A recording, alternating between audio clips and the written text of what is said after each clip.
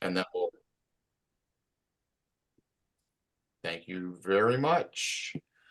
So welcome, welcome. The ratio of faculty to prospective students is just exceptional. I hope those who are joining us feel like you've got our full attention, because you do. Yeah. So we do have 15 people registered. What we'll do is we'll record this and we'll send it out to everyone afterwards. But sometimes it is the quality, not the quantity. And so we're assuming we've got a high level of quality among those of you that are with us. So I'm Dr. Gerard Puccio, chair of the Center for Applied Imagination and distinguished professor. You'll have a chance to meet all of the faculty as we go through our virtual open house. So you will have a chance to meet each one of us. I'm going to share my screen just briefly to make sure when you get on a flight, they always double check to make sure you're on the right flight. This flight is going to Vegas. If you're not going to Vegas, this is a good time to get off.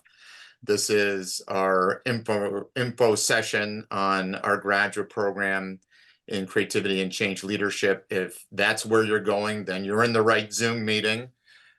So what we're going to do is we're going to share a couple of videos. The goal of this is to give you some good information about this unique, world-renowned graduate program, so that you can make an informed choice in terms of, is this something that you wish to pursue? So we're going to start off by sharing a video that is the origin story to this Center for Applied Imagination. So it's still a unique experience to go to graduate school to study creativity and change leadership, and it's helpful to know the background history of this unique department. While many programs have grown up around the world, some 50 or so programs in creativity, the program at Buffalo State University is the pioneering program in creative education. So to give you a sense for our history, we've got this 3-4 minute animation to give you a sense to our history. And with that, I'll turn it over to David Yates, who's commanding our videos. Today, probably more than ever, organizations and scholars all over the world recognize creative thinking as the essential life skill for the future. Creativity is now in every part of our lives. But where did it all start? About 70 years ago, the study of creativity became the central occupation of one single man, a visionary, Alex Osborne. The O in the advertising agency BBDO was looking for creative thinkers in his future advertising executives. Those creative thinkers were very hard to find, mainly because people had never been trained in creative thinking before. Thus, Alex Osborne set on a quest to help people develop their creative thinking. He first designed the now famous brainstorming technique, which helped, but it wasn't enough. Just a tool wasn't going to help people become more creative, so he also invented a process for deliberate creativity. After the publication of Alex's book, Applied Imagination, the interest in creativity became so widespread that he decided to host a formal Creative Problem-Solving Institute, CIPSI, in Buffalo, New York. Dr. Sidney Parnes at the University of Pittsburgh heard about this institute, and only days before it was scheduled to begin, took a chance and drove from Pittsburgh to Buffalo, hoping that he was not too late to enroll. Sid successfully enrolls at the last minute and attends the Creative Problem-Solving Institute. As he's driving back home to Pittsburgh, he has to stop the car frequently to write down ideas on how he can apply what he's learned. He then meets Alex Osborne and promises that he will implement what he's learned. The collaboration between the two eventually resulted in the development of the Osborne-Parnes creative problem-solving process. Together, they began to move the field forward, to infuse creative education into mainstream education. They introduced creativity courses at the University at Buffalo. But they were living in a time when creativity was not considered a serious subject. The courses were limited to the university's non-credit night school program. In 1967, Sid Parnes enlisted the help of his colleague, Dr. Ruth Knoller, an esteemed mathematics professor at the University of Buffalo. Together, they set out to validate that creativity could be taught and deliberately nurtured. Together, having relocated to Buffalo State, they built the first academic program in creativity in the history of the world. Though the quest now seemed to be complete, something was missing. The academic world still mocked their view on creativity. They refused to recognize the program as formal education. The final step of their quest seemed impossible. Sid and Ruth had put their hearts into the quest. They felt discouraged and exhausted. But then, suddenly something changed. Bolstered by the success that their students told them about how the program helped change their lives, a new idea was born in their amazing visionary brains. What if they could prove once and for all that creativity could be taught? More determined than ever, they launched the largest scale study ever conducted on the trainability of creative thinking. When they were done, the Creative Studies Project proved beyond any doubt that training in creativity impacted people in more positive ways than any of them could imagine. People were changing their lives and changing the world. The academic world now had to accept this evidence, and Buffalo State approved the center's undergraduate and master's program. Since then, the International Center for Studies in Creativity has been in the hands of great people, continuing to research, teach, and develop creativity and creative thinking, not just in the United States, but around the world. Every day for the past 50 years, the International Center for Studies in Creativity has continued its never-ending quest of igniting creativity around the world. My name is Roger Firestein, and I feel honored to have been a part of this journey for 40 years. The journey continues. Let's meet in class. Beautiful. Thank you. Thanks, David. Thanks for sharing that. And we welcome Jay. Jay, good to see you.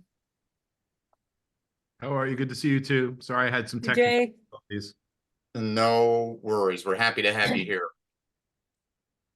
So that gives you, I think, a really nice overview in terms of what makes this place special. And I can tell you, now coming into my 34th year at Buffalo State, this is a remarkable place to teach and to learn, and a common expression used by our alumni and students from our both undergraduate and graduate programs is how transformative the experience is. Not words I use lightly, and words I only use because our students invoke those particular words when they describe the experience. So some fast facts, as you heard in that animation. We've been at this since 1967, though the history with Alex Osborne goes back even further. World's first Master of Science degree. The graduate program for distance students starts with the graduate certificate in creativity and change leadership, which is awarded by the State University of New York. Absolutely gorgeous certificate, which looks fabulous framed. Because of our international reputation, we've been delivering our distance program for 25 years now, so it's not new to us. We have over 800 alumni. We have what I believe is the largest team of faculty dedicated specifically to creativity. You'll get to meet each one of them.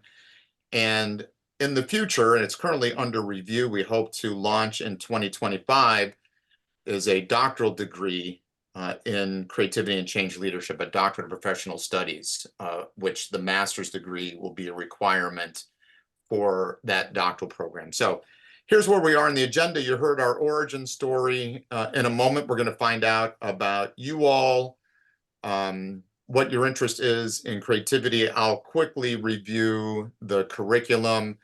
You'll get to know the faculty. They'll talk about each of their areas of expertise. While we all have a common focus on creativity, we have different disciplines that we come from in terms of how we think about and approach creativity. You'll meet a graduate of our program, Dorthe Nielsen, who's coming in from Denmark.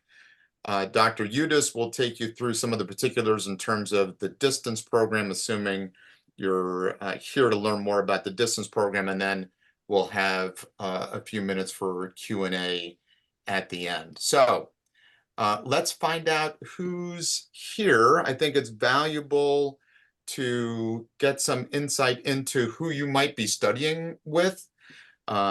We have a cohort model for our distance program where we kick off one cohort each summer, and you learn as you go through the program, you learn from each other, not only the faculty, but a lot of peer-to-peer learning given the experiential nature of our graduate program and our courses.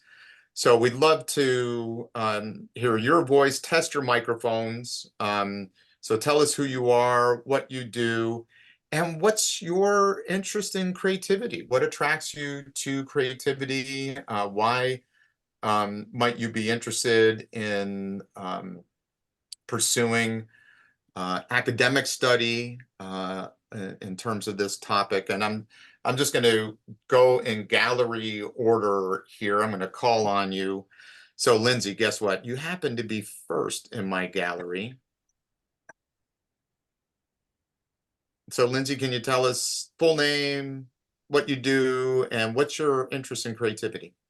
Sure. My name is Lindsay Crandall, and right now I am working in fundraising and development for a small nonprofit in Rochester.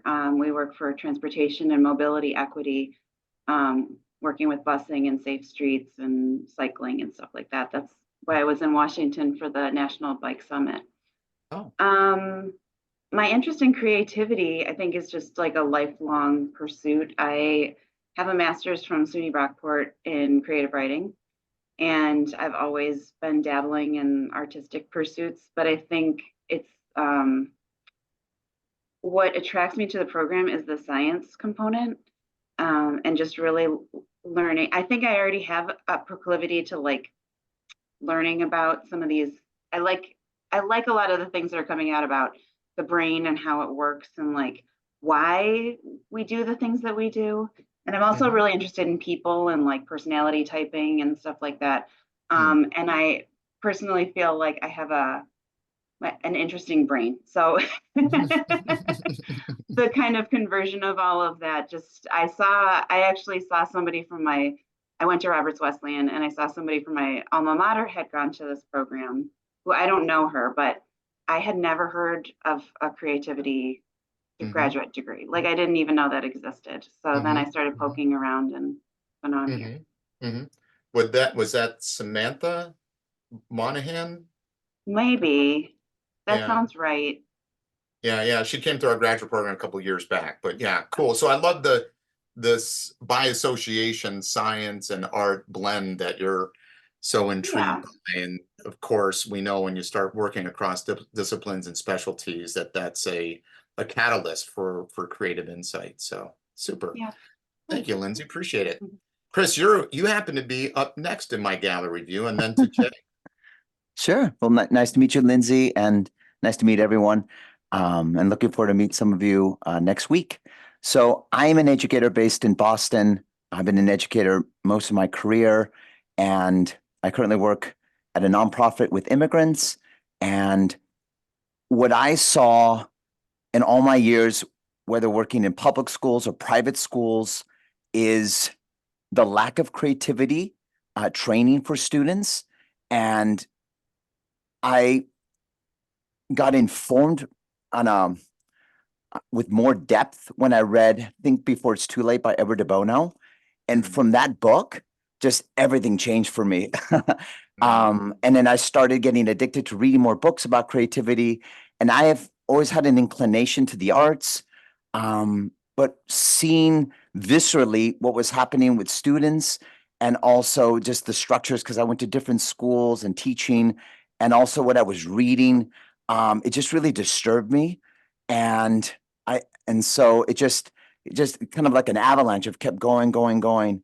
And so I just got obsessed. So I kept collecting books on creativity, keep reading about it. I started a creativity course. I started this creative chess club for the kids, and it just kept going. And then I took your great courses course, Dr. Puccio, and that's how I heard about this program. And that was just opening, just expanding my horizons of this field. And And I'm also interested in technology. I believe Dr. Yates, you have a specialization in educational technology and interest in that. And I'm very passionate with what's coming with spatial computing and VR and seeing how I can have a convergence in seeing to train kids or somehow, some way to scale this because yeah, just what I've seen with thousands of students, it's just, yeah, it's something that there has to be a change. So Nice. that's where I'm coming Nice. from. Yeah. Yeah, cool, Chris. Well, you make me think of two things. One, historically, reference to Alex Osborne in that animation. He was a businessman, but when he retired, he started the Creative Education Foundation. The reason why he did that, he was so concerned about schools and our educational practices undermining rather than promoting creativity. So the whole quest and where we come out of comes from that perspective that we can do better in education and we need to do Yeah. better in education. Mhm. I'm sure Mhm. Roger, who is our senior faculty member, and Dr. Udis and I, in terms of having been around for multiple decades, there's never been a better time. So what Osborne saw 70 years ago, it's now being called on by World Economic Forum and Forbes, and it's really moved from, what is this, to an essential workplace and life skill. So Osborne vision was square on, and your sense for that, unfortunately, and the crying need for an education, it's still there. And then the second thing, we find that when people come in with some background, they, because they're not at the level of, well, what is creativity? Oh, it's not just about the arts. When you have a background, you tend to get more out of the program, the academic program, because you're already primed. So that's awesome. So great. Thanks, Chris. Thank you. Yeah. And our good friend Jay, Mia, if you're out there, Mia, you'll be following Jay. But Jay, good to see you. Feel like we were, holy cow, in the same place a year ago. Good to see you again. How you Yeah, been? and then life happens. Thank you, Evan. Yeah. I'm very, very well. Thank you for this time. I'm so excited to be on the call. So my name's Jay Akvilanti. I'm a corporate warrior. So I've worked for the Disney company for 31 years. The last 15, I've really been specialized as a practitioner in problem solving, a facilitator, leading people through designing, solving the challenges. And I kind of have always had a desire to delve into this program because I kind of feel like I've come into the industry or the community backwards, right? In a way that, like, couple things, it's always been a knit, and I've seen it in business all the time. So I don't come from education, I don't come from academia, I come from the pure business world, right? And even in our creative organization like Disney Imagineering, I've been an Imagineer. I am astounded about how many times people interpret creativity as artistry, Mm-hmm. and that they just don't even put it in the realm of business. It's always like, oh, those creative people who have a title, creative director, creative producer, Imagineer, those are the creatives that are going to solve things, and we're going to wait for it to happen.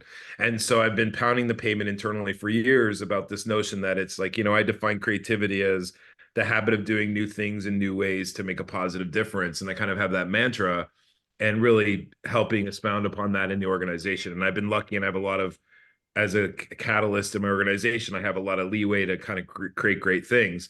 But I kind of come to the realization that I learned everything on the street and through really great mentors who, the spirit of generosity in the community, like, I live Edward de Bono's river of thinking stuff because it is the facts, and I've learned techniques, and I'm a good facilitator. But if you put me up on a debate and I have to cite references scientifically, I got nothing. Right. I instead of saying, like, just do it this way because this is the This right way works. to do it. This is like, I can't explain to you the pedagogy and all the academia. So I'm kind of like, want to put my money where my mouth is, and I want to back into it's not that I'm walking in knowing how to do everything, but I want to verify that what I'm doing is based on research, is based on scientific fact, and really then then with the master's program, I have the ability to, there's things that I haven't read about. I'm really interested in curiosity. I'm really interested in elements of like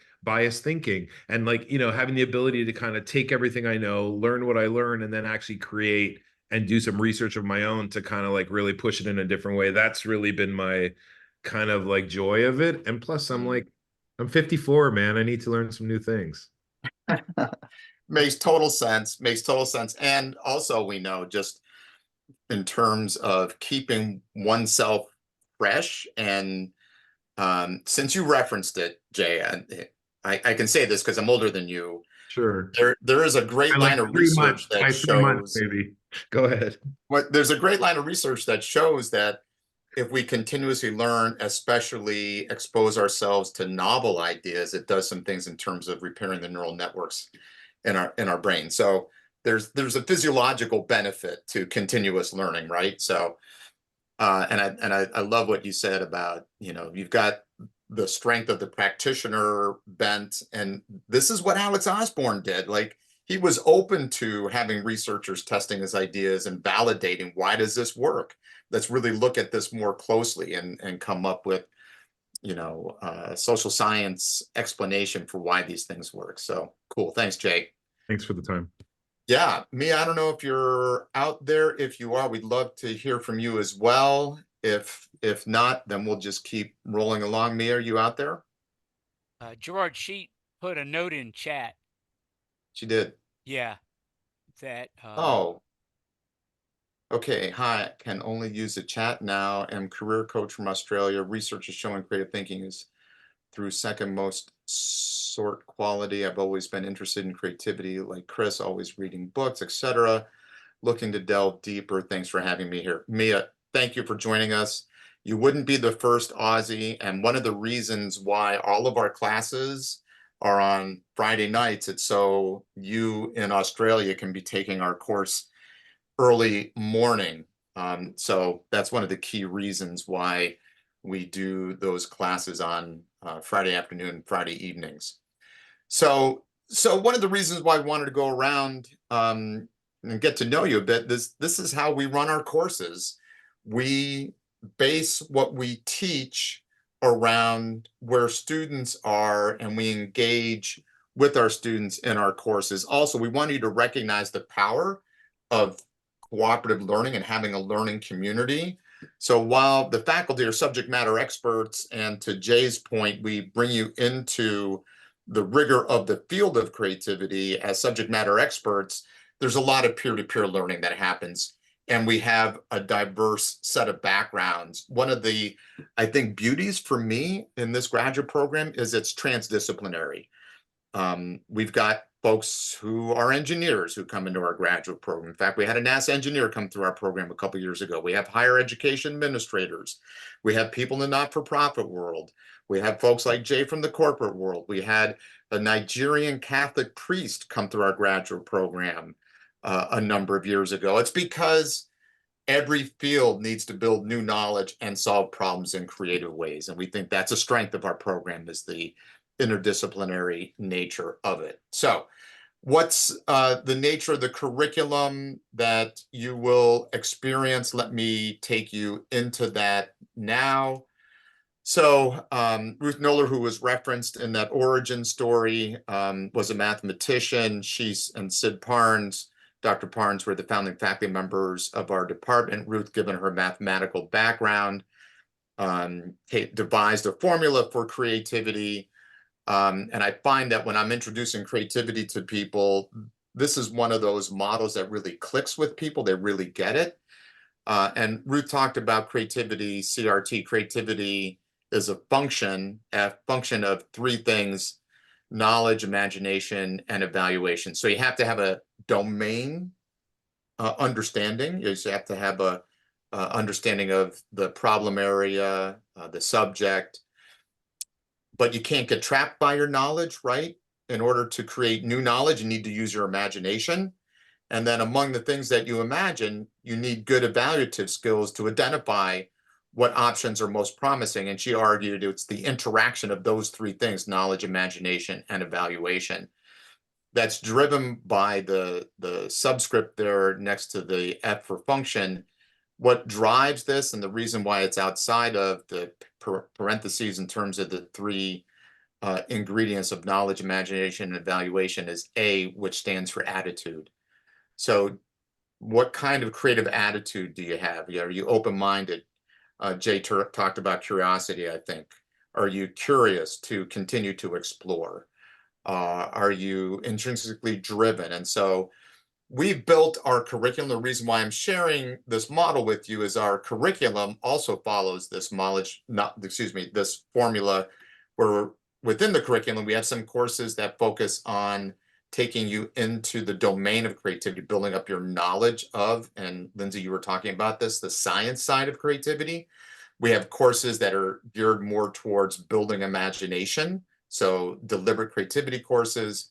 And then we have courses that really help to hone evaluative skills in terms of understanding what has efficacy in the field of creativity. So with that, I'm going to have faculty briefly introduce the courses that they teach. So in the first summer, if you join us, and by the way, we've already admitted 13 or 14 people into the graduate program for the cohort who are starting this summer.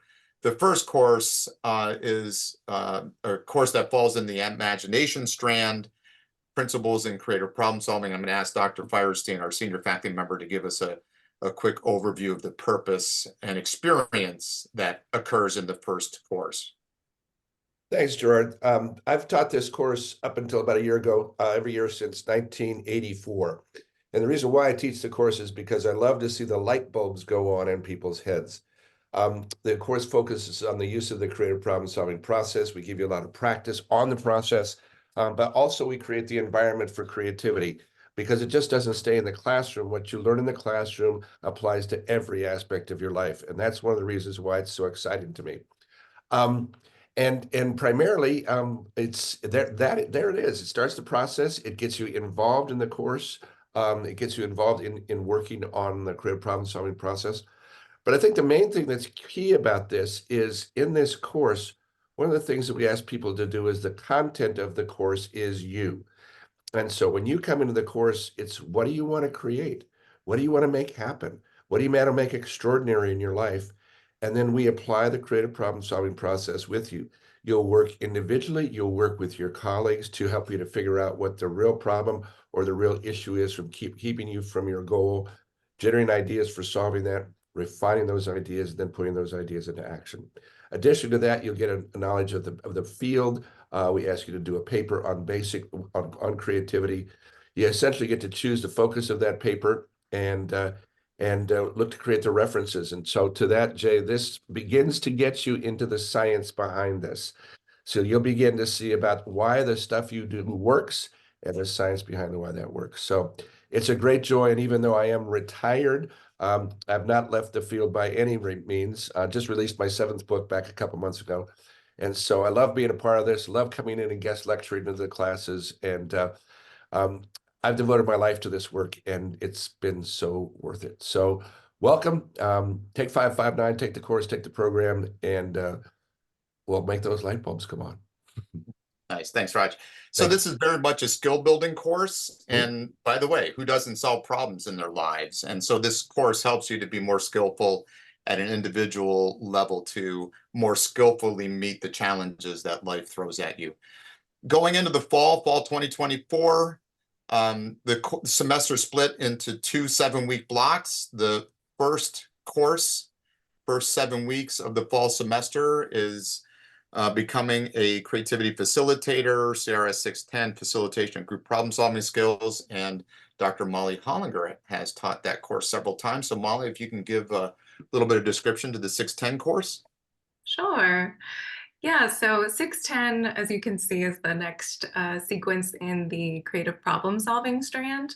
And so as Roger was saying in 559, you're getting to know the process and using it to solve a challenge that you're particularly motivated on. And then 610 leads into how do we facilitate others through the creative problem solving process. So more focused on the leadership component. And, this isn't only in business, like for Jay, but also very applicable to education as well. So right now we're just starting to work with outside clients. And if I'm not mistaken, Jay, were you an outside client for Kristen Peterson 610? I have been. We have a long, varied history, so in and out. Okay, so with outside clients, students work with local organizations, with Disney. This semester, we're working with Kaleida Health and the International Institute of Buffalo. So they welcome immigrants to the Buffalo community. So students are really getting their feet wet in terms of facilitating actual clients. So that's broadly 610. Great, thanks, Molly.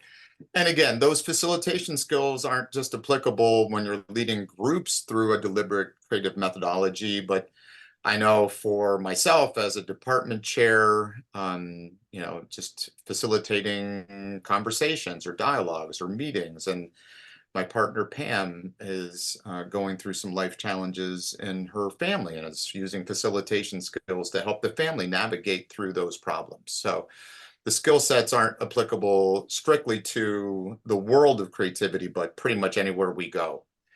The second half of that semester is the third and final course in the creative problem solving strand. It's becoming an agent for change, foundations in teaching and training creativity. And Dr. Yates has taught that course several times in our distance program. So David, overview of 670. Thank you, Gerard. It's great to meet all of you. Oh my gosh, as I was listening to everybody talk about why they were here, it was like rewind, right? Like going back, and you will all be perfect candidates for our program. And what Gerard said in the very beginning about how constantly alumni of the program use the word transformative or life-changing. Take that seriously. All of us went through the program, and so we've drunk the Kool-Aid. We know about the changes, the positive changes that it made, in our own lives. Well, many of our students are involved in teaching or training others, whether it's in a formal situation like classrooms or with workshops or presenting at conferences.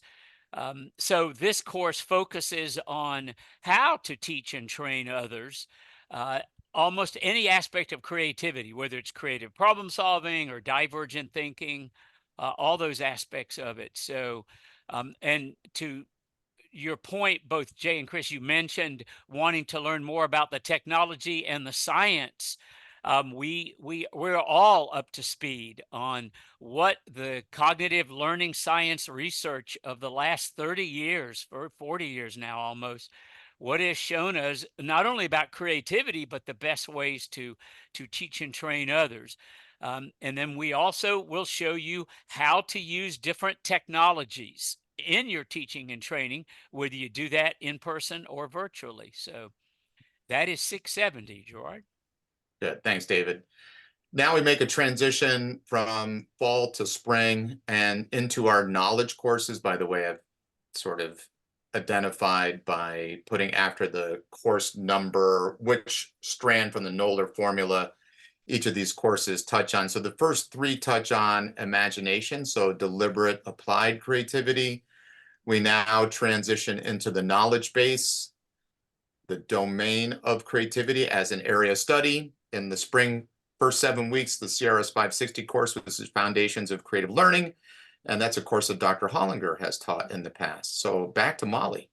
Yeah, so I have to say this is probably where my heart truly lies with the 560 course, because it does go back to what is the research. So Jay, you would be really interested in this and differentiating what are the myths, what do we know, and also tracking the history of that. So how has what we've known about creativity evolved over the past 50 years of research? And it's affectionately called the the Dead Scholars course, because every student picks a scholar and creativity from the past.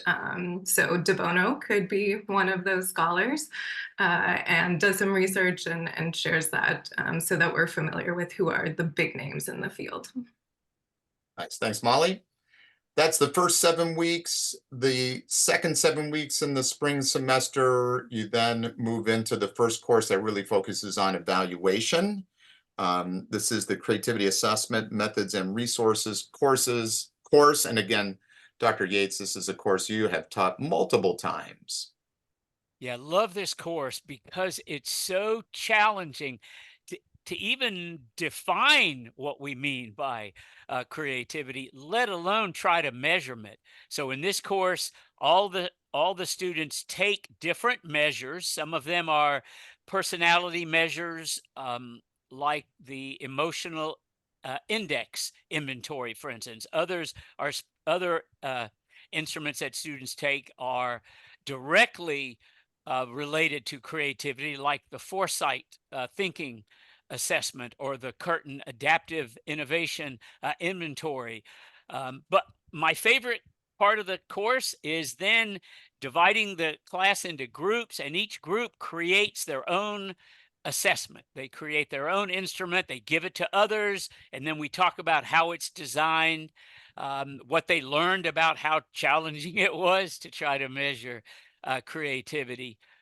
So it's an under the hood, but also a very practical course. Reminds me, Lindsay, I think you were talking about your interest in individual differences and personality.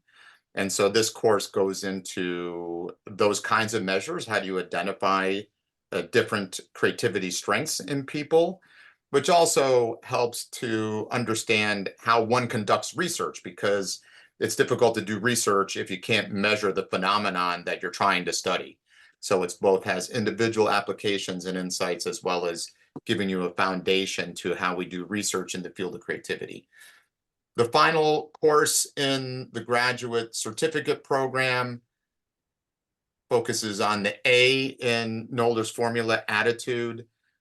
This is the 635 course, which is on creativity and change leadership, a seminar that takes a deep dive into how do these two constructs, creativity and leadership, how do they intersect? And in fact, I'm writing a chapter on this right now on creative leadership. And this is a really clear trend in our field that more and more work is looking at. If you're going to create change in the world, there are two fundamental sources. One is imagination, being able to see something new. And then the second force is being able to get others to buy into having a positive influence. Jay, you talked about that. Having a positive influence in order to get others to accept new ideas. And so we look at that interplay. How does creativity help to enhance our leadership when trying to bring about change? And so in this course, as a culminating experience, and something that happens in every course, is that you get to tailor our courses to what your interests are. And so this course, the capstone experience, is writing your philosophy. So you've gone through a year of study. What's your take? So Jay, you were kind of alluding to this before when people ask you about creativity. This final course allows you to stake your claim now that you've digested many theories and models. What's your take? How do you describe creativity? And Jay, in fact, you gave a really eloquent description of your definition of creativity. You'd be able to flesh this out even more by citing other theories and scholars. So you articulate your philosophy of creativity, you design your vision for yourself as a creative change leader, and then you develop a strategic plan for how you're going to get to your vision. So that's the first year of study. I'm going to pause there for a second because we've been talking at you. Does anybody have any questions? Questions or comments? Yeah. Chris, yeah. Yeah. So thank you so much to everyone for sharing all that. Very informative. It starts in the summer, or are you able to start in the fall with the sequence? So the way that it's designed, you start in the summer, That's Okay. when the cohort begins. It is possible, but I mean, we've had people who started, I'll call it off cycle. It Mhm. is possible.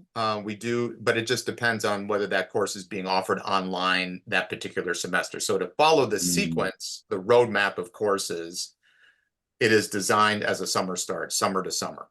And when would be those specific dates?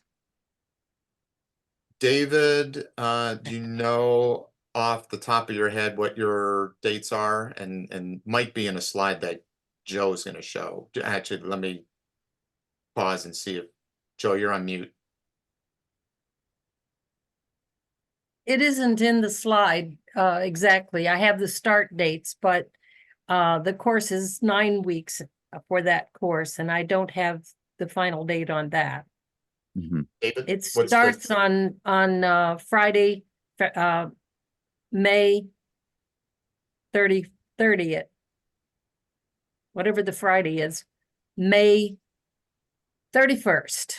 There, we have one that starts in August and they both have 31 days, so I get confused. But this one's May 31st on a Friday, and it lasts, I believe, until July 28. Is that correct, David? It is. It actually starts though a few days earlier. Our first meeting is on Friday night, May the 31st, 5 p.m. Eastern.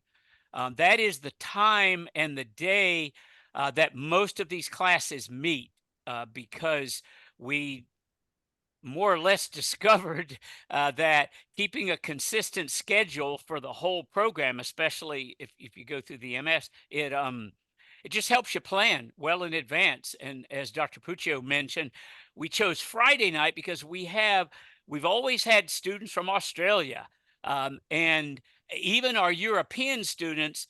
If they're up later on a Friday night, it tends to be easier for them, because they typically do not have to work then on Saturday.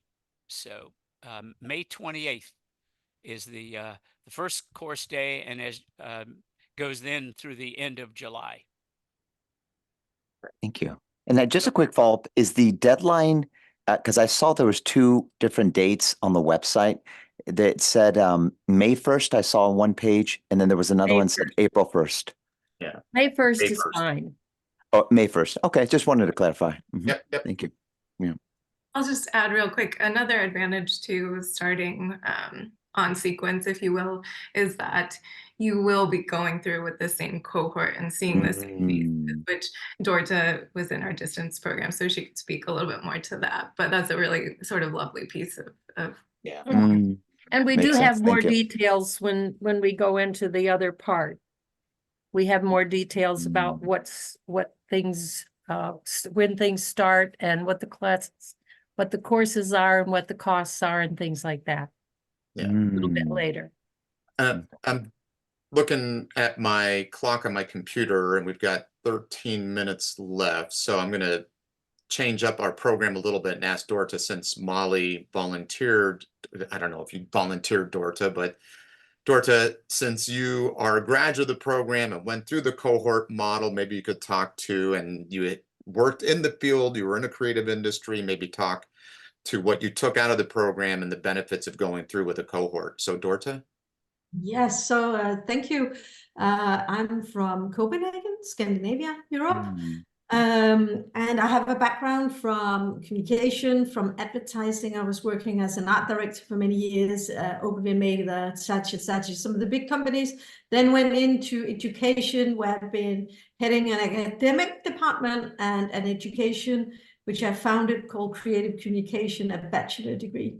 So when I came into the program, I actually had already been teaching creativity or creative thinking for about 15 years, done research, so been in the field. But I thought what was remarkable about the program was that it really met each person where we are in our interests. So you choose the area of what is your interest. And for me, what makes sense or persuaded me was really the science of creativity. And for me, more than anything, coming out of a very creative background, working with very creative industry people, the science made the difference for me and really gave me a springboard into new opportunities, new things. Today, I'm heading a creativity center in Copenhagen. I've written 10 books on creativity in 11 languages and in like many countries, and it's really, really, really good fun.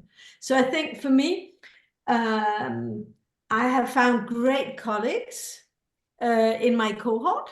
So together we collaborate. It's a wonderful network. And for me, the difference really was the science behind what we do, because I think knowing more about this actually elevated the knowledge and elevated all the opportunities that I have into new and exciting things. So for me, I can highly recommend it. I love being a super nerd in this, but it's such a wonderful area, which is both great fun and the science is just, yeah, the magic for me. Nice. Thanks, Dorta. Speaking of science, all of the faculty have had a chance to speak, and Joe, in a moment, you're going to have a chance to go through some of the details, although you're going to have to accelerate that a bit given our timing. But Dr. Azuprak, you haven't had a chance. We haven't heard your lovely Turkish accent as you describe yourself in English. So your expertise as our newest full-time faculty member, Melody. Thank you, Dr. Puccio. Yes, I am the newest faculty member in the department, and I study creative teaching and learning, focusing on both domain-specific and domain-general creativity, with a background in gifted education, math education, and curriculum development. I've led 2 national initiatives in Turkey to develop core curricula, including a math program with a creative focus for grades 1 through 12, as well as a creative program tailored for students and, of course, normal students and gifted students from 1st grade to 8th grade, and studied their impact on creative potential and behavior. So currently, I continue to lead a team dedicated to developing creative and critical thinking curricula for one of the prestigious schools in Turkey. And currently, my research focuses on identifying the most effective methods for enhancing creative potential through comprehensive curricula and strategies such as Camper. I also explore creativity in math education with an emphasis on supporting creativity from K through higher education. And I am the newest one, and I am thrilled to be a part of this esteemed group of colleagues, contributing further to the field. And that's it. I hope my accent really sounds good, you know, and understandable. Yeah, for sure. Thanks, Melody. Thank So you. one of the things that I'm really proud of is that our faculty are quite diverse in terms of disciplines. So Dr. Yates, instructional technology, Dr. Hollinger, educational psychology with a focus on gifted. You heard Melody has an interesting background with mathematics and gifted education.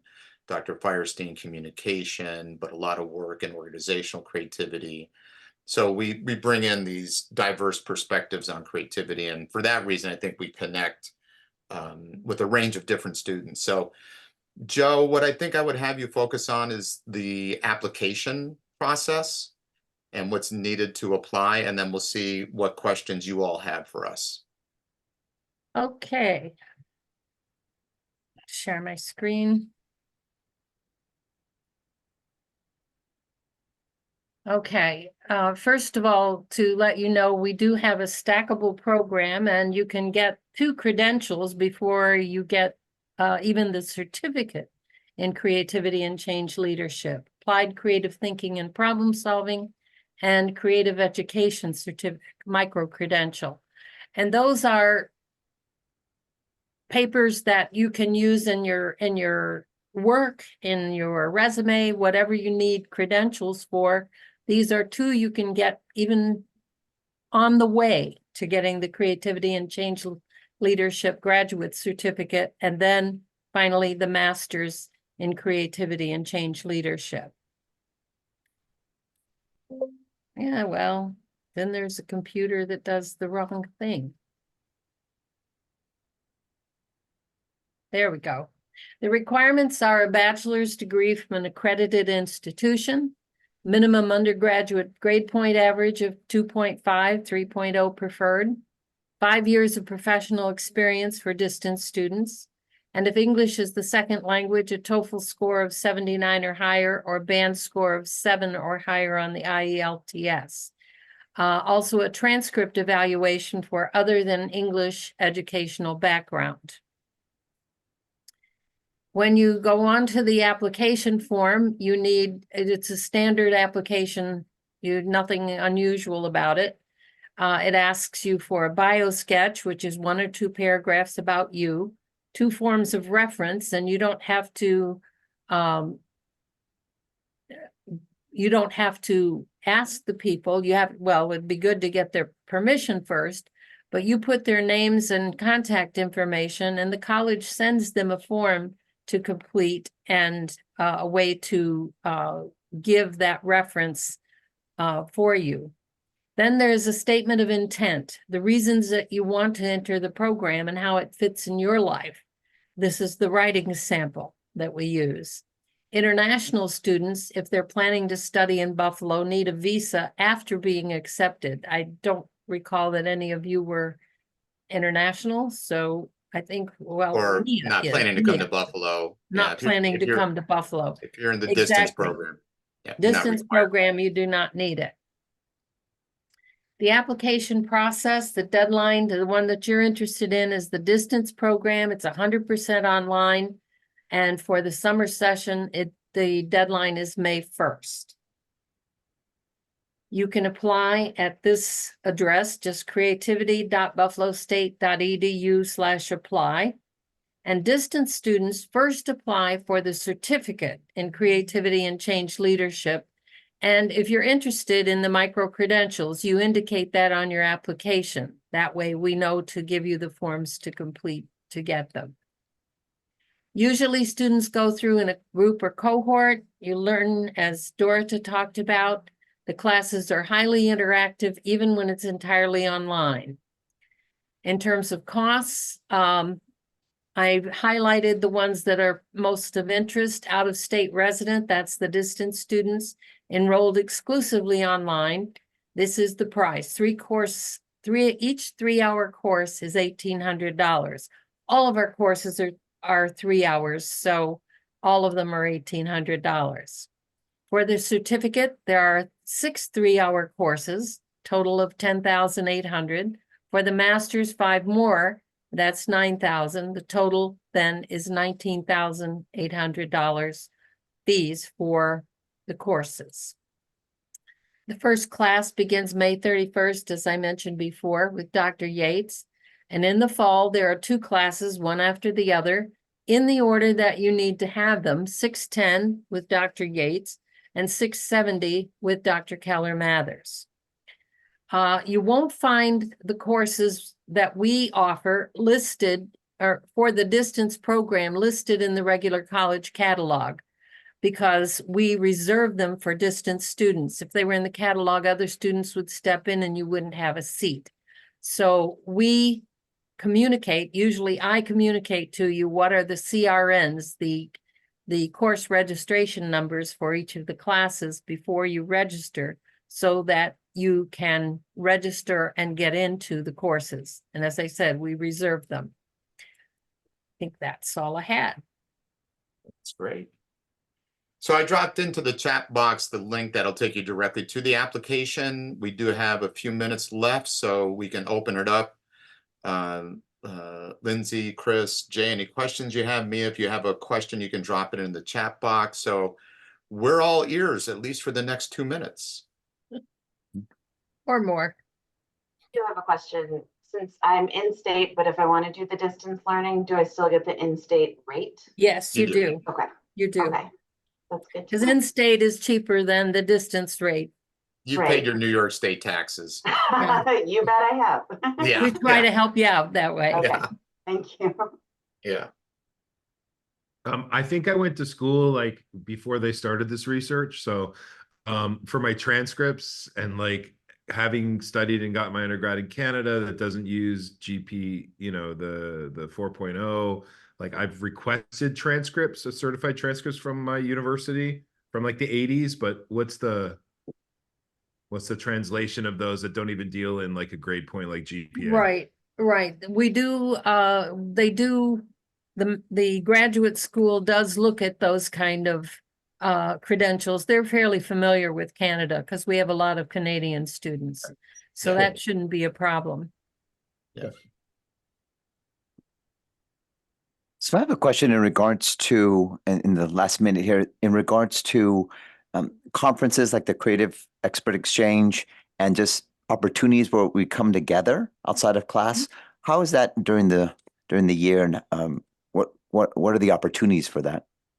Yeah. So you attended the Creativity Expert Exchange, and you probably heard us mention one of the reasons for that is the fact that our students, once they graduate, they want to stay connected with each other. They want to stay connected to the department. Right. And so we do that conference annually. We also have, we just started this past year and will continue because it's been highly successful, is to do a monthly, what we call a mini Creativity Expert Exchange. So we recommend you get into our distribution list, follow us on Facebook. We announce all of these events. We do have a special event coming up on May 24th, the evening, which is an in-person event on campus, which we'll be sending out announcements about. It's a celebration of Dr. Ruth Noller. So we are a vibrant community, and maybe Dorta can speak to this. It also lives beyond what we do as a faculty, and how often in our distance program, our students make friends who become lifetime friends and stay connected. So Dorta, I don't know if I'm sure that's true for your group, your cohort. Very much so. And Sarah Thurber and I were together in the same cohort, and we're now great friends and co-authors, and it's so great for networking. And I think yeah. Yeah, and I'm going to use another term, and I use it only because I'm invoking what our students will say, is that when you come and study with us, it's like finding your tribe, right? It's like finding people like, wow, you think like I do. You're open-minded and you're willing to explore, and you're interested in novel things, and you like to travel the world, and you use your imagination. And so what's nice is that you also find like-minded people, and that's a pretty special thing. And so for that reason, we recognize that our students are students for a while, but Roger can point to this because no one else can claim this. Like, what do you love to say, Roger? Well, let's see. I taught you, and I taught you, and I taught you, and I taught you, and I taught you, and I hired you. So, and I taught you. Yeah. So we're looking. Indulge me. Yeah. So, Can I add really quick, Gerard, just that we learn so much from our students, and it's really more of a colleague relationship. I guess I took that to an extreme that I'm now back in the faculty. But yeah, it's so true that there's people from my cohort who, I continue to work with as well. Yeah. And that's one of the things that we like to say is you're a student for a while, but a colleague for life. And we're all colleagues in pushing this mission that we have as a department to ignite creativity around the world, helping to facilitate the recognition that it's a life skill. We're a small faculty, a somewhat larger community, and through all of our efforts, we can help to advance the cause of creativity. So it's joining a community. Yeah. Beautiful. Thank you. So we're willing to hang out for a bit. We're past our time. If there are additional questions, we'll hang out. I'll hang out. But if you need to drop out, feel free to do that. Otherwise, have a great weekend. Some of us are going into spring break. I'm looking at where Jay is. I'm kind of wishing we were having that weather. Jay, it's snowing here in Western New York. So wherever you are, enjoy the weather, enjoy the weekend. I'll hang out for a bit. I was going to say, I'm super glad it's not winter and it's a distance program. But it's still, we've had crappy weather here too. It's going to rain all weekend. So there you go. Yeah. Okay. I hope to Okay. see Well, all thanks of for you making on us the feel better, Jay. application. Thank you. So I'll hang Okay, out if well, anybody I has had a any couple- questions. I had a couple Otherwise, feel questions, free to Gerard. drop out. Yeah, I had a thanks, couple. buddy. Okay. Thank you, Dr. Pritchard. Thank you, everyone. Okay. Chris? Well, I have a question. So I'm a big reader and I like to learn a lot of things just on my own. So I was wondering if you guys would have any recommendations for books to pick up between now and the end of May. Oh, you're gonna regret asking this. Oh, yes, that Maybe, is. Well, maybe. first of all, we're happy to hear you're a reader. Yeah. Secondly, the world's largest collection of books on creativity happens to be in Butler Library at our campus, 5,000 books, non-circulating books on the topic of creativity. Yeah, I'm sure we can each make recommendations. If you want to email me, I'll make some recommendations, but maybe David, in terms of any books that Lindsay would want to get before the Principles in Creative Problem Solving course, maybe the text that you're using in that class, anything that you recommend to her? Absolutely. We use Dr. Firestein is a guest lecturer in that class. Yep. And so, as he mentioned, he's written several books on creative problem solving. And the one we use as the book really is Create in a Flash. All right. And beyond the book, I recommend just go to his website, rogerfirestein.com, because we make all the resources available.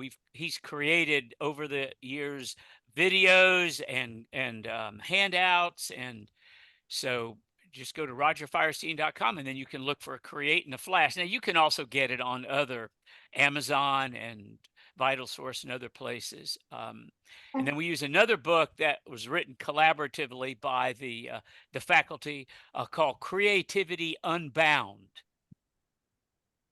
And it is also available Amazon and other places. And I think Gerard, right on the that one's also on the foresight.com website.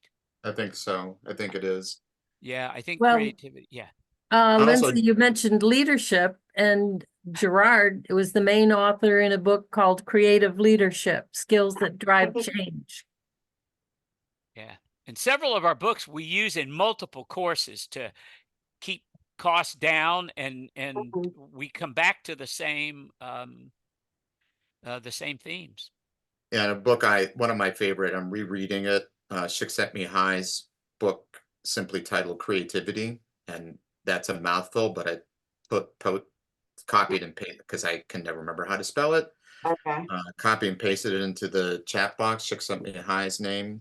It's an amazing review of research in the field, but it's written as a popular press book, so it's very digestible. I'm actually lying. I'm not rereading it. I'm listening to the audible version of it now, and I'm really I was enjoying gonna tell that one, Gerard. You took that for me. it. Did I steal that from you? And Yeah. Molly put a list in. Molly put a reading Yeah, list. you're gonna at get more than Molly, you bargained wow. for here. So in 625, one of the assignments is you get to choose any book that you want, well, related to creativity, and write a blog or a vlog. So it's called the Hot Book in Creativity. So this is my suggested reading list for it. That's good. Great. Do you Sweet. have the neuroscience of creativity there in that list? Because that's a book that I have been reading. It's very interesting. Then I can send the link from Amazon. All right. Thank you. Yeah, they have a series, and that one is really cool too. Yeah. Here you are. Jay, I think you said you had some questions. Yeah, just a couple quick questions. Again, talking about the actual, and this is probably for Dr. Joe, but the cohort meeting is always strictly 5 p.m. Eastern Standard on Fridays for all the reasons stated, or is it depend on if you're making it up? You have a cohort that has magically like 14 Australians and like 20 Europeans and two, like, does it move, or is that it? It's somewhere between 4 and 7 p.m. usually. Okay. And there is one course that meets on a Saturday, but That's an elective, though. Yeah.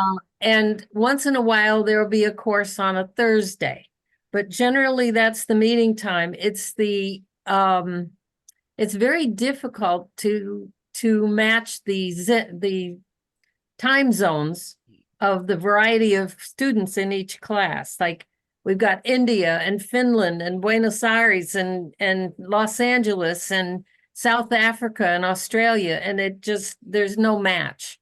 So the students in those countries pretty much make a commitment to go to the class that they have to go to. Great. Yeah. So Jay, all the required courses are Friday afternoon, Friday evening. Great. I think there was some on Thursday in the spring. Maybe I'm wrong. Not the required. Not all the Yeah, it might have been an elective, Joe, but yeah. Yeah. Jay, you said you had a couple of other quick questions, or Yeah. So because I'm using, and again, maybe it's something I have to check on my end, but I'm doing our company pays for post-secondary education. But it's pay as you go, meaning like get the grade, get the money back reimbursement program. But most of my colleagues take full master's programs that are reimbursable. As you've designed and split this out, where the first year is not, it's not a master's program, it's a 1-year certification. And then if you decide to move forward master's, from a program standpoint, can it be seen as the full 2 years? Because as I can. Yes. Okay. Yep. Okay. Yep. All the courses in the graduate certificate program are in the master's degree program. So it is part of the master's degree. Right. And if you need us to verify that for purposes of the reimbursement, we can do that. Okay, perfect.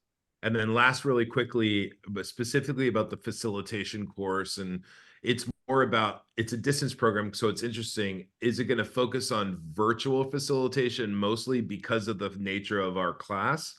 Or because I would imagine if you went to a college physically and you were taking a class in facilitation, it would be all in person for the most part. That's a great question. So Molly and David have taught that course. It's a combination when I teach it, because we practice in our sessions, right? Yeah. In our Friday night sessions, we divide the class into groups, usually 5 to 7 people in a group, and they help each other with the creative problem solving process go through like a personal goal. But then for the out of class project, sometimes we have students who do an in-person Got it. facilitation with their organization or an organization in their community. And sometimes it's a combination where they'll have some people in front of them in the room and other people. And that's one of the things we try to show everybody. How do you do that? Because these days, right, a lot of organizations have a combination, a hybrid, if you would, right, of virtual and personal. Got it. Thank you for answering that. That's it. I appreciate the extra time staying behind for my questions. Of course. Yeah, happy to. Great. Well, with that, once again, I'll say enjoy your weekends. Lindsay, Jay, always good to see you. Lindsay, pleasure to meet you, especially as a neighbor over in Rochester. Her hand is still up. I'm just wondering if she had another question. Oh, me? Yes. No, I didn't, Okay. but thank you. And we'll haunt you now if you don't come in and join us, right? Read between the lines, yes. And I will haunt you online because I get to see the applications. I've been haunting Jay for 2 years anyway. Aw. I love it. The nag factor is at supreme level high, which I appreciate tremendously. So it's great. Lindsay, I grew up in Toronto, so we'd always wave to Rochester across Lake Ontario. Oh, really? We vacationed there last year, so I was just there. Thank you so much, everybody. It's Oh, thank you. Great to see you all. Thanks a lot. Take care, everybody. Bye. Bye.